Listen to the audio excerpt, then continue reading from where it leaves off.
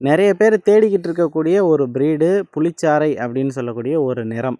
அதாவது புலிக்கு இருக்கக்கூடிய மாதிரி அந்த வரி வரியான கோடுகளுடைய வெள்ளையும் அரக்கு கலர், கருப்பு கலர்ன்னு கூட சொல்லலாம். அந்த நிறத்தில வரி வரியா இருக்கக்கூடிய இந்த ஒரு நிறம் வந்து ரொம்ப ரேரான ஒரு ப்ரீடு. புலிச்சாறை மாடு அப்படிங்கிறது ஒரு 1000 மாட்டுல 1 மாட தான் நம்ம பார்க்க முடியும். அதையுமே குடுக்க மாட்டாங்க. புலிச்சாறை ப்ரீட்ல இருந்துச்சுனாலே குடுப்பீங்களா அப்படின்னு கேட்டு பார்த்தீங்கன்னா, குடுக்க மாட்டாங்க. ஏன்னா, அது வந்து ரொம்ப விருப்பப்பட்டு வளர்ப்பாங்க.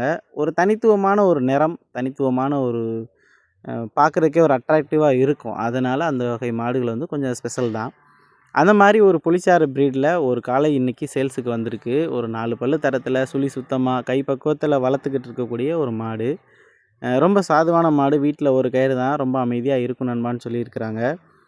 பெரிய வாடியோ, வடமோ எதுவும் அந்த அளவுக்கு எங்கேயும் அவுக்கல நண்பா.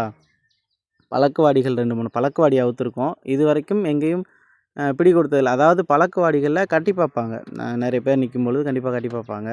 அப்படி கட்டும்பொழுது அவுட்ரு சுத்தி சுத்தி கழட்டி போடும் நண்பா அப்படின்னு சொல்றாங்க. அதோட வீடியோவுமே அவங்க கிட்ட இருக்கு. நீங்க நேர்ல போய் பாருங்க. மாடு எங்கே இருக்குன்னு பார்த்தீங்கன்னா, மதுரை மாவட்டம் அவனியாபுரத்தில தான் இந்த மாடு இருக்கு. உங்களுக்கு மாட்ட நேர்ல போய் பார்த்துட்டு பிடிச்சிருந்துச்சுன்னா, மாட்டுக்கு என்ன விலை அப்படிங்கிறதெல்லாம் கேட்டு, மாட்ட நேர்ல பார்த்துட்டு மாட்ட வந்து வாங்கிக்கோங்க. பாய்ச்சல் குணம் வந்து அதிக அளவுல இருக்குன்னு சொல்லியிருக்காங்க. அதாவது வீட்ல ரொம்ப அமைதியா இருக்கும் நண்பா. வெளியில பிடிச்சிட்டு போகும்பொழுது ஒரு கூட்டமான இடமோ, அல்லது 2, 3 பசங்க சேரக்கூடிய ஒரு பகுதிகளுக்கு போகும்பொழுது கொஞ்சம் பதட்டமான பாயக்கூடிய திறன் வந்து இருக்குதுன்னு சொல்றாங்க. நேர்ல போய் பாருங்க. சுழி சுத்தமா இருக்கா? மாடுகளுக்கு எதுவும் குறை இருக்கா? ஏதாவது அடிபட்டுருக்கா? மாடு நல்லா சாப்பாடு எடுக்குதா? மாட எப்படி பராமரிக்கணும்? மாடு என்ன மாரியான தீவனங்கள்லாம் எடுக்குது? அப்படிங்கிறது எல்லாத்தையும் மாட்டோட ஓனர்கிட்ட கேளுங்க. மாட்டோட ஓனர் நம்பரை நான் டைட்டில்லையும், டிஸ்கிரிப்ஷன்லையும் குடுத்துருக்கேன். அவருக்கு கால் பண்ணி கேட்டுட்டு, நேர்ல போய் பார்த்து மாட்ட வந்து வாங்குங்க. இதே மாதிரி தொடர்ந்து நம்ம சேனல்ல நெறைய மாடுகளுடைய விற்பனை பதிவுகள் வந்து அடுத்தடுத்து போடலாம் அப்படின்னு இருக்கேன். உங்ககிட்ட இருக்கக்கூடிய நாட்டு மாடுகள் நியாயமான விலையா இருந்தால் மட்டும் நமக்கு கான்டாக்ட் பண்ணுங்க. ஏன் நான் இப்படி சொல்றேன்னா, நெறைய நண்பர்கள் என் மாட சேல் போடுங்க நண்பா, சேல்ஸ் போடுங்க நண்பா அப்படின்னு வீடியோ அனுப்பிக்கிட்டே இருக்கீங்க.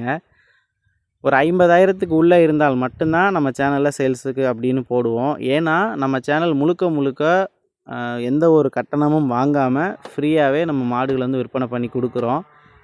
மாடுகள் நல்லபடியா வளர்ப்புக்கு போகணும், கறிக்கு போயிறக்கூடாது, வளர்ப்புக்கு தான் போகணும் அப்படிங்கிற ஒரே எண்ணத்தோட மட்டும் தான் நம்ம வந்து செயல்படுறோம். அதனால அதிகப்படியான விலைகள் வச்சு குடுக்கணும் அப்படிங்கிறதுல நமக்கு எந்த உடன்பாடும் இல்ல.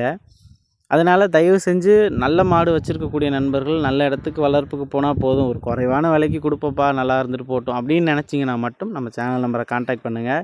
நாட்டு மாடுகள் பசுவோ, காளையோ, கிடேரியோ எதுவாக இருந்தாலும் கண்டிப்பா நம்ம சேனல் மூலியமா இலவசமா விற்பனை பண்ணி குடுக்கலாம். இந்த மாடு உங்களுக்கு பிடிச்சிருந்துச்சு அப்படின்னா, டைட்டில்லையும் டிஸ்கிரிப்ஷன்லையும் நம்பர் குடுத்துருக்கேன். அந்த நம்பருக்கு கால் பண்ணி கேளுங்க. வீடியோ பிடிச்சிருந்தா லைக் பண்ணுங்க. நம்ம அடுத்த வீடியோல பார்க்கலாம்.